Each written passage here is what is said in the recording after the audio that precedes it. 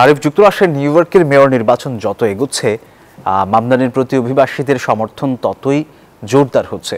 অভিবাসী নারীরাও তার পক্ষে প্রচারণা চালাচ্ছেন বলে বলা হচ্ছে। মামদানির প্রতি অভিবাসীদের এমন সমর্থনের কারণ কি বলে আপনি মনে করছেন?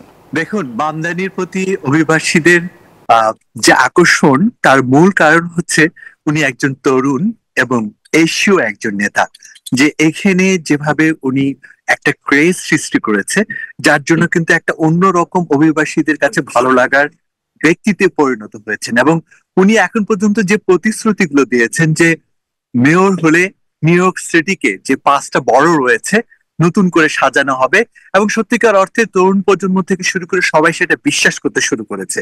কিন্তু আপনাকে একটা জিনিস মনে রাখতে হবে যে যখন এখন যুক্তরাষ্ট্র যে দল সরকারিভাবে পরিচালনা করছে, অর্থাৎ এখন কিন্তু রিপাবলিকানরাই হচ্ছে যুক্তরাষ্ট্রের সবকিছু নিয়ন্ত্রণ করছে।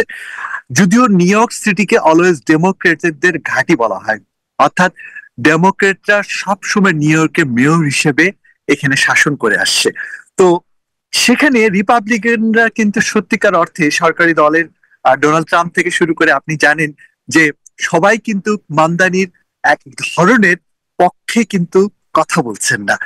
এখন এখানে তরুণ ভোটার থেকে আরো একটা বড় ফ্যাক্টর হচ্ছে যারা প্রবীণ ভোটার, তাদের কিন্তু সত্যিকার অর্থে একটা বিষয় লক্ষ্য করা যাচ্ছে, তার অধিকাংশই কিন্তু মামদানির পক্ষে নয়। আবার কিছু কিছু মানুষ পক্ষে কথা বললেও আড়ালে কিন্তু অ্যান্ড্রু কুমোর দিকেই কিন্তু সমর্থনের আমরা একটা আভাস পাচ্ছি।